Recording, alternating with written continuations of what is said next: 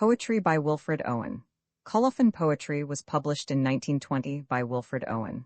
This ebook was produced for Standard eBooks by Robin Whittleton and is based on a transcription produced in 1997 by Alan R. Light, Gary M. Johnson, and David Widger for Project Gutenberg, and on digital scans from the Hathai Trust Digital Library.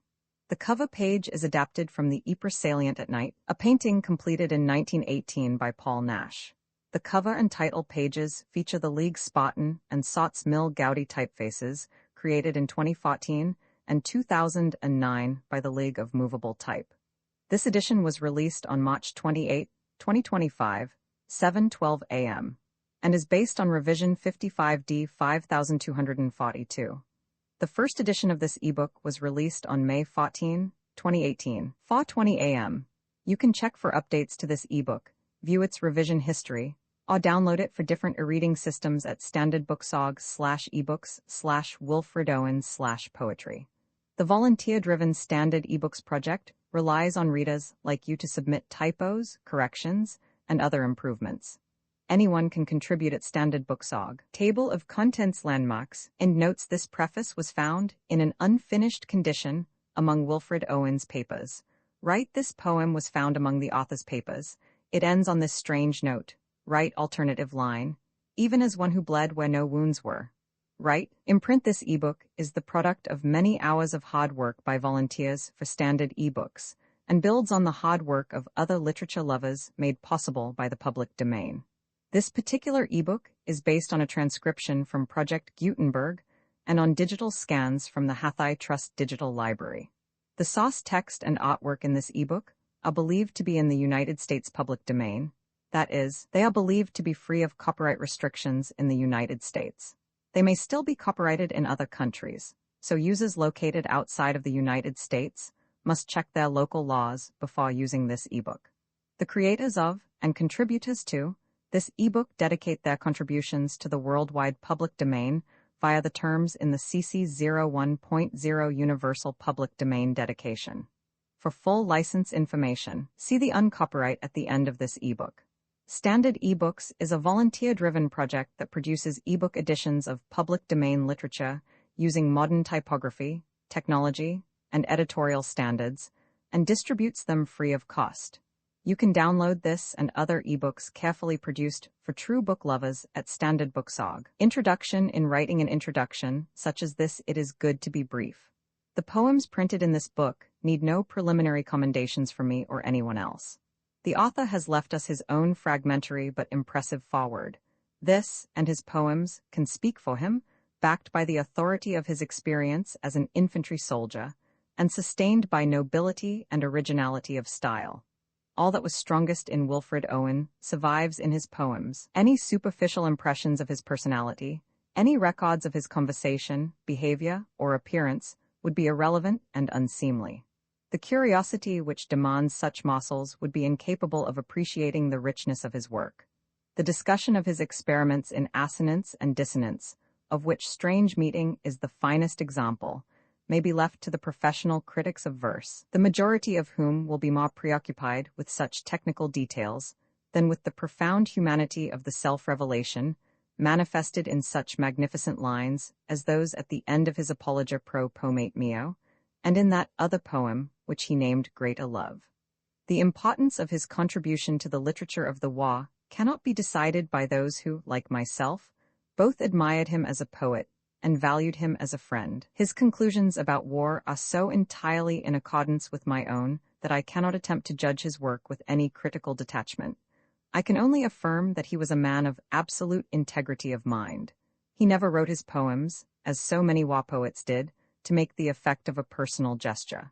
He pitied others, he did not pity himself. In the last year of his life, he attained a clear vision of what he needed to say, and these poems survive him as his true and splendid testament. Wilfred Owen was born at Oswestry on 18 March 1893. He was educated at the Birkenhead Institute and matriculated at London University in 1910. In 1913, he obtained a private tutorship near Bordeaux, where he remained until 1915. During this period, he became acquainted with the eminent French poet, Laurent Tailhaid, to whom he showed his early verses, and from whom he received considerable encouragement. In 1915, in spite of delicate health, he joined the Artists' Rifles (OTC), was gazetted to the Manchester Regiment, and served with their 2nd Battalion in France from December 1916 to June 1917, when he was invalided home. 14 months later, he returned to the Western Front and served with the same battalion, ultimately commanding a company. He was awarded the Military Cross for gallantry while taking part in some heavy fighting on 1st October. He was killed on 4th November 1918 while endeavoring to get his men across the Samba Canal. A month before his death, he wrote to his mother, "My nerves are in perfect order. I came out again in order to help these boys, directly, by leading them as well as an officer can, indirectly, by watching their sufferings that I may speak of them as well as a pleader can." Let his own words be his epitaph. Courage was mine and I had mystery, wisdom was mine and I had mastery. Siegfried Sassoon. The sentry we'd found an old butch dugout and he knew and gave us hell, for shell on frantic shell hammered on top, but never quite burst through. Rain, guttering down in waterfalls of slime kept slush waist high, that rising hour by hour, choked up the steps too thick with clay to climb. What murk of air remained stank old, and sour with fumes of whiz-bangs and the smell of men who'd lived their years, and left their curse in the den, if not their corpses. There we herded from the blast of whiz-bangs, but one found our door at last, buffeting eyes and breath, snuffing the candles. And thud, flump, thud, down the steep steps came thumping and splashing in the flood, deluging muck, the sentry's body, then his rifle, handles of old butch bombs and mud in ruck on ruck.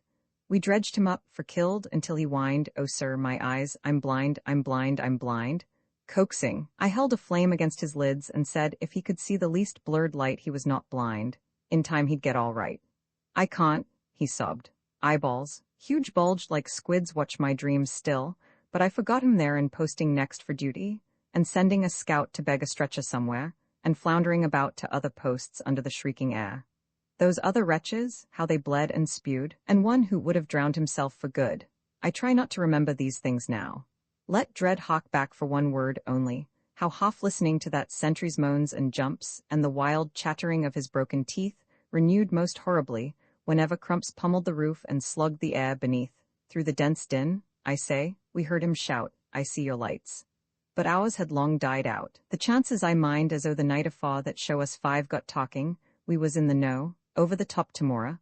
"Boys, we're for it, first wave we are, first ruddy wave, that's tore it."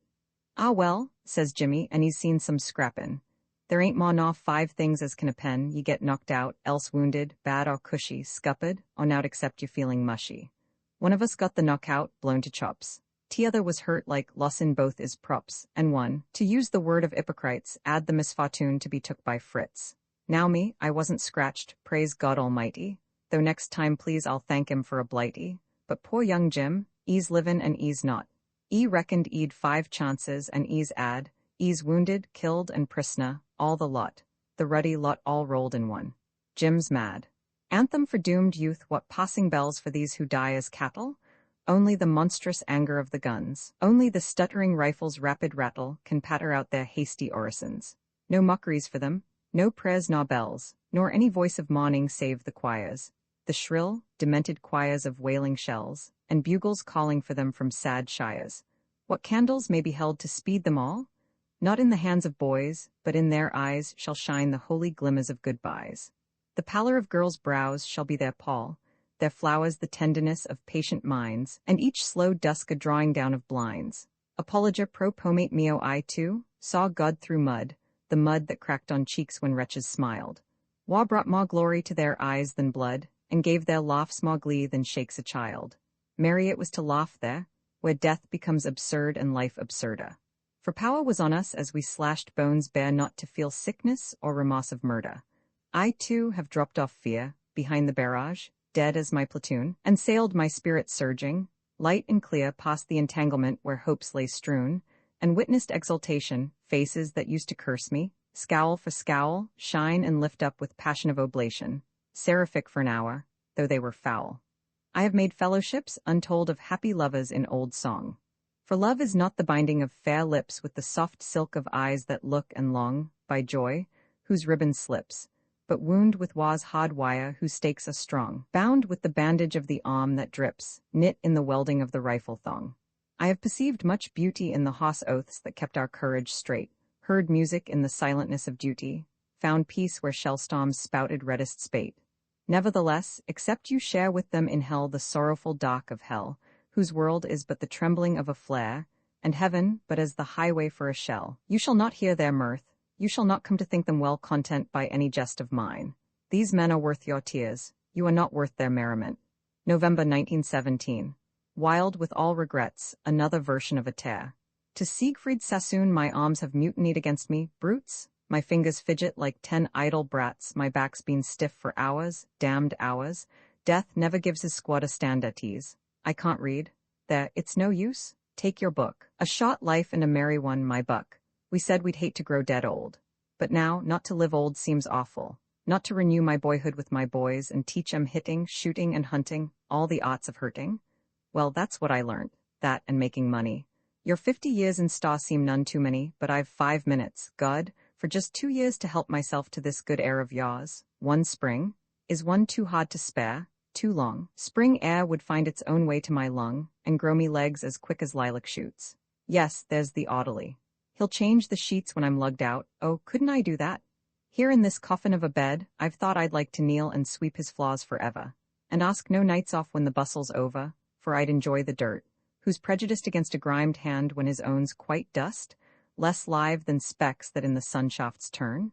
Dear dust, in rooms, on roads, on faces tan, I'd love to be a sweep's boy, black as town, yes, or a muckman. Must I be his load? A flea would do.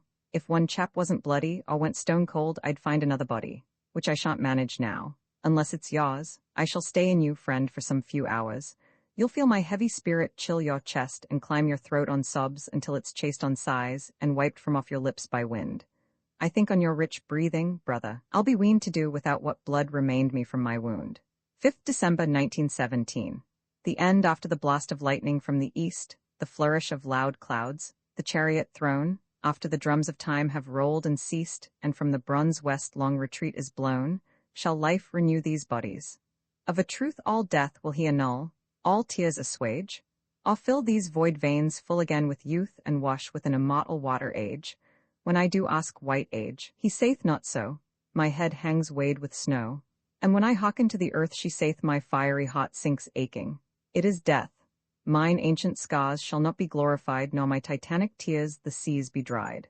Dulce et decorum est bent double, like old beggars under sacks, knock-kneed, coughing like hags, we cursed through sludge, till on the haunting flares we turned our backs, and towards our distant rest began to trudge. Men marched asleep. Many had lost their boots, but limped on, bloodshod. All went lame, all blind, drunk with fatigue, deaf even to the hoots of gas shells dropping softly behind. Gas, gas, quick, boys! An ecstasy of fumbling fitting the clumsy helmets just in time, but someone still was yelling out and stumbling and floundering like a man in fire or lime. Dim through the misty panes and thick green light, as under a green sea, I saw him drowning. In all my dreams before my helpless sight he plunges at me, guttering, choking, drowning. If in some smothering dreams you too could pace behind the wagon that we flung him in, and watch the white eyes writhing in his face, his hanging face, like a devil's sick of sin, if you could hear, at every jolt, the blood come goggling from the froth-corrupted lungs, obscene as cancer, bitter as the cud of vile, incurable saws on innocent tongues, my friend, you would not tell with such high zest to children ardent for some desperate glory, the old lie, dulce et decorum est pro patria mori. In sensibility I happy are men who yet, before they are killed, can let their veins run cold, whom no compassion flees or makes their feet sore on the alleys cobbled with their brothers. The front line withers, but they are troops who fade, not flowers for poets' tearful fooling. Men, gaps for filling losses who might have fought longer, but no one bothers. Roman too, and some cease feeling even themselves or for themselves. Dullness best solves the tease and doubt of shelling, and chance's strange arithmetic comes simpler than the reckoning of their shilling. They keep no check on army's decimation. Roman 3 happy are these who lose imagination, they have enough to carry with ammunition. Their spirit drags no pack. Their old wounds save with cold cannot more ache. Having seen all things red, their eyes are rid of the hurt of the color of blood forever. And terror's first constriction over, their hearts remain small drawn. Their senses in some scotching cautery of battle now long since ironed, can laugh among the dying, unconcerned. Roman faw happy the soldier home, with not a notion how somewhere, every dawn, some men attack, and many sighs are drained. Happy the lad whose mind was never trained, his days are worth forgetting more than not. He sings along the march which we march taciturn, because of dusk, the long, fall-on, relentless trend from larger day to Huga night. We wise, who with a thought besmirch blood over all our soul, how should we see our task but through his blunt and lashless eyes? Alive, he is not vital overmuch, dying, not mortal overmuch, nor sad, nor proud, nor curious at all. He cannot tell old men's placidity from his. Vi but cursed are dullards whom no cannon stuns, that they should be as stones. Wretched are they, and mean with paucity that never was simplicity. By choice they made themselves immune to pity, and whatever mourns in man before the lost sea and the hapless stars, whatever mourns when many leave these shores, whatever shares the eternal reciprocity of tears. Conscious his fingers wake and flutter up the bed. His eyes come open with a pull of will, helped by the yellow mayflowers by his head. A blind cod drawls across the windowsill. How smooth the floor of the wad is. What a rug. And who's that talking, somewhere out of sight? Why are they laughing? What's inside that jug? Nurse, doctor? Yes, all right, all right. But sudden dusk bewilders all the air. There seems no time to want a drink of water. Nurse looks so far away, and everywhere music and roses burnt through crimson slaughter. Cold, cold, he's cold, and yet so hot, and there's no light to see the voices by, no time to dream and ask, he knows not what. Strange meeting it seemed that out of the battle I escaped down some profound dull tunnel, long since scooped through granites which titanic was had groined. Yet also their encumbered sleepers groaned, too fast in thought or death to be bestirred. Then, as I probed them, one sprang up and stared with piteous recognition in fixed eyes, lifting distressful hands as if to bless. And by his smile, I knew that sullen hall, with 1,000 fears that vision's face was grained, yet no blood reached there from the upper ground, and no guns thumped or down the flues made moan. Strange friend, I said, here is no cause to mourn. None, said the other, save the undone years, the hopelessness. Whatever hope is yours was my life also. I went hunting wild after the wildest beauty in the world, which lies not calm in eyes or braided hair, but mocks the steady running of the hour, and if it grieves, grieves richlier than here. For by my glee might many men have laughed, and of my weeping something has been left, which must die now. I mean the truth untold, the pity of wa, the pity wa distilled. Now men will go content with what we spoiled. Awe, discontent, boil bloody, and be spilled. They will be swift with swiftness of the tigress, none will break ranks, though nations trek from progress. Courage was mine, and I had mystery. Wisdom was mine, and I had mastery, to miss the march of this retreating world into vain citadels that are not walled. Then, when much blood had clogged their chariot wheels, I would go up and wash them from sweet wells, even with truths that lie too deep for taint. I would have pawed my spirit without stint, but not through wounds, not on the cess of wa. Foreheads of men have bled where no wounds were. I am the enemy you killed, my friend. I knew you in this dock, for so you frowned yesterday through me as you jabbed and killed. I parried, but my hands were loath and cold. Let us sleep now. Too strange meeting another version earth's wheels run oiled with blood. Forget we that. Let us lie down and dig ourselves in thought. Beauty is yours and you have mastery. Wisdom is mine, and I have mystery. We two will stay behind and keep our troth. Let us forego men's minds that are brutes' natures. Let us not sup the blood which some say nurtures. Be we not swift with swiftness of the tigress. Let us break ranks from those who trek from progress. Miss we the march of this retreating world into old citadels that are not walled. Let us lie out and hold the open truth.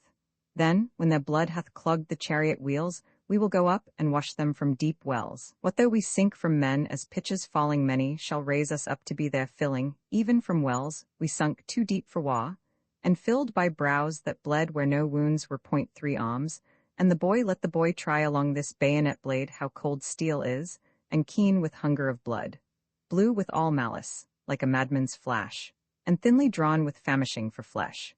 Lend him to stroke these blind, blunt bullet heads, which long to muzzle in the hots of lads. I'll give him cartridges of fine zinc teeth, sharp with the sharpness of grief and death.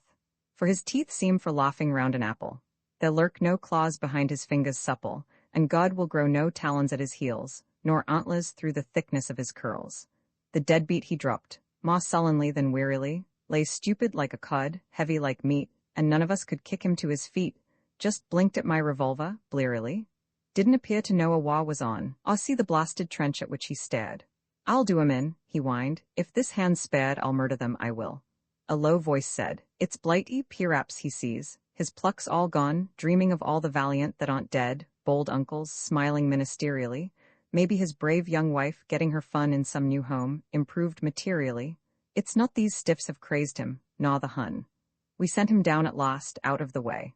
Unwounded, stout lad too before that strafe. Malingering, stretcher-bearers winked, not half. Next day I heard the doc's well-whiskied laugh. That scum you sent last night soon died. Hooray! SIW. I will to the king, and offer him consolation in his trouble, for that man there has set his teeth to die, and being one that hates obedience, discipline, and orderliness of life, I cannot mourn him. Patting goodbye, doubtless they told the lad he'd always show the Hun a brave man's face. Father would sooner him dead than in disgrace. Was proud to see him going, aye, and glad. Perhaps his mother whimpered how she'd fret until he got a nice, safe wound to nurse. Sisters would wish girls too could shoot, charge, curse. Brothers would send his favorite cigarette each week, month after month. They wrote the same, thinking him sheltered in some hut, where once an hour a bullet missed its aim, and Mrs. teased the hunger of his brain. His eyes grew old with wincing, and his hand reckless with ague. Courage leaked, as sand from the best sandbags after years of rain. But never leave, wound, fever, trench foot, shock, untrapped the wretch. And death seemed still withheld for torture of lying machinally shelled at the pleasure of this world's powers who'd run amok. He'd seen men shoot their hands on night patrol, their people never knew, yet they were vile. Death sooner than dishonor, that's the style, so father said. One dawn, our wire patrol carried him. This time death had not missed. We could do nothing but wipe his bleeding cough. Could it be accident? Rifles go off, not sniped? No. Later they found the English ball. It was the reason crisis of his soul, against the fires that would not burn him whole but kept him for death's perjury and scoff and life's half-promising, and both their riling. With him they buried the muzzle his teeth had kissed, and truthfully wrote the mother, Tim died smiling. The show my soul looked down from a vague height with death, as unremembering how I rose or why, and saw a sad land, weak with sweats of dearth, grey, crated like the moon with hollow woe, and fitted with great pocks and scabs of plaques. Across its beard, that horror of harsh wire, there moved thin caterpillars, slowly uncoiled. It seemed they pushed themselves to be as plugs of ditches, where they writhed and shriveled, killed. By them had slimy paths been trailed and scraped round myriad watts that might be little hills. From gloom's lost dregs these long-strung creatures crept, and vanished out of dawn down hidden holes. And smell came up from those foul openings as out of mouths, or deep wounds deepening. On dithering feet upgathered, more and more, brown strings towards strings of grey, with bristling spines, all migrants from green fields, intent on Maya. Those that were grey, of more abundant spawns, ramped on the rest and ate them and were eaten. I saw their bitten backs curve, loop, and straighten. I watched those agonies curl, lift, and flatten. Whereat, in terror what that sight might mean, I reeled and shivered earthward like a feather. And death fell with me like a deepening moan. And he, picking a manner of worm, which half had hid its bruises in the earth, but crawled no further, showed me its feet, the feet of many men, and the fresh severed head of it, my head. Futility moved him into the sun, gently its touch awoke him once at home, whispering of fields unsown. Always it woke him, even in France until this morning and this snow. If anything might rouse him now, the kind old sun will know. Think how it wakes the seeds, woke once, the clays of a cold star, our limbs so dear achieved, our sides full-nerved, still warm, too hard to stir? Was it for this the clay grew tall? Oh, what made fatuous sunbeams toil to break earth's sleep at all? Disabled he sat in a wheeled chair, waiting for dark, and shivered in his ghastly suit of grey, legless, sewn shot at elbow. Through the pock voices of boys rang saddening like a hymn, voices of play and pleasure after day, till gathering sleep had mothered them from him. About this time, town used to swing so gay when glow lamps budded in the light blue trees and girls glanced lovelier, as the air grew dim. In the old times, before he threw away his knees. Now he will never feel again how slim girls' waists are, or how warm their subtle hands, all of them touch him like some queer disease. There was an artist silly for his face, for it was younger than his youth, last year. Now he is old, his back will never brace. He's lost his color very far from here, pawed it down shell holes till the veins ran dry, and half his lifetime lapsed in the hot race, and leap of purple spurted from his thigh. One time he liked a blood smear down his leg after the matches carried shoulder high. It was after football when he'd drunk a peg, he thought he'd bet a join. He wonders why, someone had said he'd look a god in kilts. That's why, and maybe too, to please his Meg, aye that was it, to please the giddy jilts, he asked to join.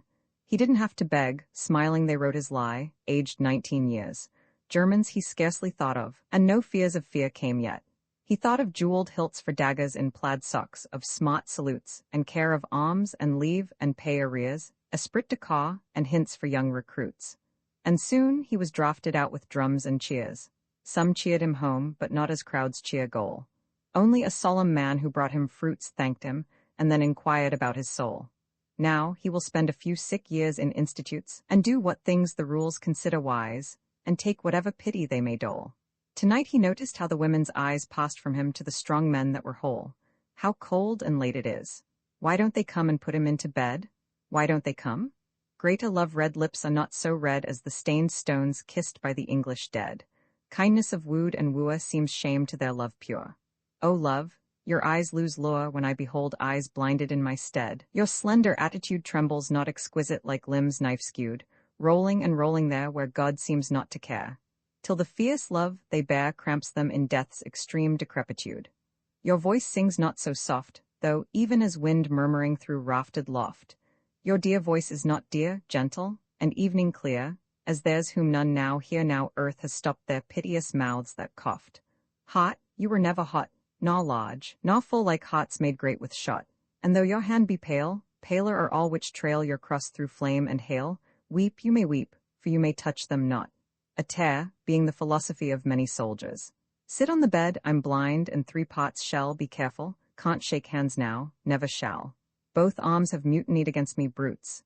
My fingers fidget like 10 idle brats. I tried to peg out soldierly, no use. One dies of war like any old disease. This bandage feels like pennies on my eyes. I have my medals?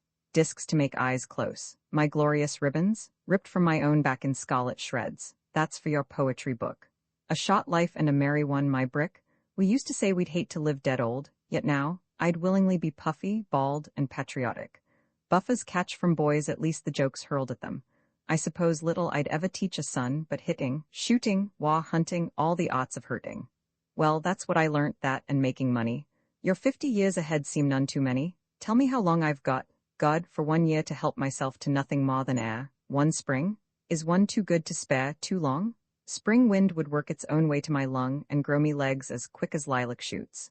My servant's lamed, but listen how he shouts. When I'm lugged out, he'll still be good for that. Here in this mummy case, you know, I've thought how well I might have swept his flaws forever. I'd ask no night off when the bustle's over, enjoying so the dirt. Who's prejudiced against a grimed hand when his own's quite dust, less live than specks that in the sunshafts turn, less warm than dust that mixes with alms tan? I'd love to be a sweep now, black as town, yes, or a muckman. Must I be his load? Oh life, life, let me breathe? A dugout rat, not worse than ours the existence's rats lead, nosing along at night down some safe vat, they find a shell-proof home before they rot. Dead men may envy living mites in cheese, or good germs even. Microbes have their joys and subdivide, and never come to death. Certainly flowers have the easiest time on earth. I shall be one with nature, herb, and stone. Shelley would tell me, Shelley would be stunned, the dullest Tommy hugs that fancy now. Pushing up daisies is their creed, you know. To grain then, go my fat, to buds my sap, for all the usefulness there is in soap. Do you think the botch will ever stew man's soup? Some day, no doubt, if friend, be very sure I shall be better off with plants that share more peaceably the meadow and the shower. Soft rains will touch me, as they could touch once, and nothing but the sun shall make me wear. Your guns may crash around me, I'll not hear, or if I wince, I shall not know I wince. Don't take my soul's poor comfort for your jest. Soldiers may grow a soul when turned to fronds, but here the things best left at home with friends. My soul's a little grief, grappling your chest, to climb your throat on sobs, easily chased on other sighs and wiped by fresher winds. Carry my crying spirit till it's weaned to do without what blood remained these wounds. The send-off down the close, darkening lanes, they sang their way to the siding shed, and lined the train with faces grimly gay. Their breasts were stuck all white with wreath and spray as men's are, dead. Dull potters watched them, and a casual tramp stood staring hard, sorry to miss them from the upland camp. Then, unmoved, signals nodded, and a lamp winked to the god. So secretly, like wrongs hushed up, they went. They were not ours, we never heard to which front these were sent. Nor there if they yet mock what women meant who gave them flowers. Shall they return to beatings of great bells in wild trainloads? A few, too few for drums and yells, may creep back, silent, to still village wells up half-known roads. Mental cases, who are these? Why sit they here in twilight? Wherefore rock they, purgatorial shadows, drooping tongues from jaws that slub their relish, baring teeth that leer like skulls' tongues wicked? Stroke on stroke of pain, but what slow panic gouged these chasms round their fretted sockets? Ever from their hair and through their hand palms misery swelters. Surely we have perished sleeping and walk hell, but who these hellish? These are men whose minds the dead have ravished. Memory fingers in their hair of murders, multitudinous murders they once witnessed. Wading sloughs of flesh these helpless wander, treading blood from lungs that had loved laughter. Always they must see these things and hear them, batter of guns and shatter of flying muscles, carnage incomparable and human squander, rucked too thick for these men's extrication. Therefore still their eyeballs shrink tormented back into their brains, because on their sense sunlight seems a blood smear, night comes blood black, dawn breaks open like a wound that bleeds afresh. Thus their heads wear this hilarious, hideous, awful falseness of set smiling corpses. Thus their hands are plucking at each other, picking at the rope-knouts of their scourging, snatching after us who smote them, brother, pawing us who dealt them woe and madness. Parable of the old men and the young. So Abram rose, and clave the wood, and went, and took the fire with him, and a knife. And as they sojourned both of them together, Isaac the firstborn spake and said, My father, behold the preparations, fire and iron, but where the lamb for this burnt offering? Then Abram bound the youth with belts and straps, and builded parapets and trenches there, and stretched forth the knife to slay his son. When lo, an angel called him out of heaven, saying, Lay not thy hand upon the lad, neither do anything to him. Behold, a ram caught in a thicket by its horns, offer the ram of pride instead of him. But the old man would not so, but slew his son. Exposure our brains ache, in the merciless iced east winds that knife us. Wearied we keep awake because the night is silent. Low drooping flares confuse our memory of the salient. Worried by silence, sentries whisper, curious, nervous, but nothing happens. Watching, we hear the mad gusts tugging on the wire, like twitching agonies of men among its brambles. Northward incessantly, the flickering gunnery rumbles far off, like a dull rumor of some other war. What are we doing here? The poignant misery of dawn begins to grow. We only know war lasts, rain soaks, and clouds sag stormy. Dawn massing in the east her melancholy army attacks once more in ranks on shivering ranks of gray, but nothing happens. Sudden successive flights of bullets streak the silence. Less deadly than the air that shudders black with snow, with sidelong flowing flakes that flock, pause and renew, we watch them wandering up and down the wind's nonchalance, but nothing happens. Roman two pale flakes with lingering stealth come feeling for our faces. We cringe in holes, back on forgotten dreams, and stare, snow-dazed, deep into gracia ditches.